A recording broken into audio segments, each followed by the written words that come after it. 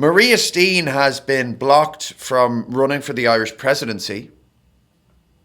I thought I'd make a video on how her and her husband are actually quite offensive to Irish sensibilities. First things first, her husband's moustache. It is a dangerous game he plays every morning while shaving. Always one minor hand tremor away from a full Hitler. Yes, you chicks dig dangerous types. Sure, I'm not going to judge her for that. What I'm saying is somebody so reckless really fit to hold the codes to Ireland's nuclear arsenal? Number 2, the media suppressed key information about Steen and her husband while the former was seeking nomination, namely that they identify as MILF and DILF respectively. Knowing that Jim Gavin had no trip to Turkey planned and there's not much that can be done with the other two, the establishment knew that aesthetics-oriented voters would have had no option but to favour the pair. Number 3, Irish people deeply believe that poverty is a sign of virtue and that wealth is a sign of evil. When Maria Steen was caught in the possession of an expensive handbag, she may as well have been caught on Epstein's Island. And I know what you're thinking. Surely the electorate have the capacity to understand that she's a barrister. She studied and became qualified as a barrister. Barristers demand high market rates. It is not illegal to be a barrister, nor is it illegal to spend the money you make as a barrister. Sadly, this was a cognitive leap too great for the potato-munching Paddy Proles to make. Maria had to mosey. Number 4, Maria Steen opposes abortion and gay marriage. Now, although 30% of Irish people may share these views, it is only the 70% that get to be on telly or get to run for office or get to have a candidate they can vote for.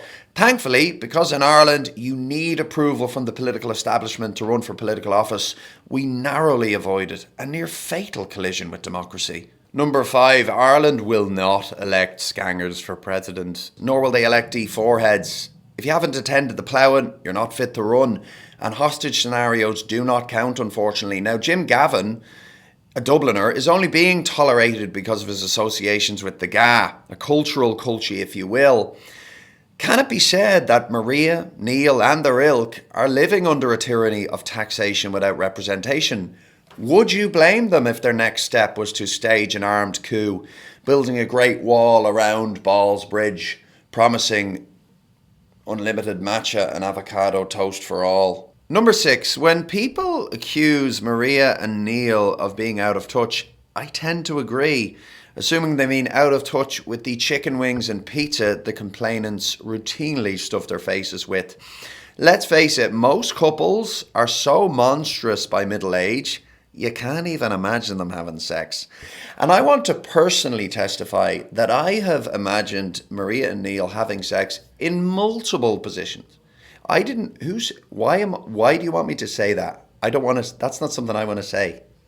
Who wrote that? I don't know. Was it? Anyway, what I want to say is that the fact that Maria and Neil have remained svelte through self-discipline is especially offensive to those who, by the end, hold heads barely decipherable from their arses, who would prefer to cling to communist myths of bad genetics than to confront the weakness of their ailing conscience. Anyway, that's my video. I like Maria because she is cute, posh, rich, religious, and only slightly bigger than this guardrail. I like Neil because he's one of these guys who tweets once every 2 years to his 200 followers, too busy toing and froing in his 200 grand Beamer to muster anything better. Yeah, I suppose, listen, for some people, the last name Steen would have caused concern.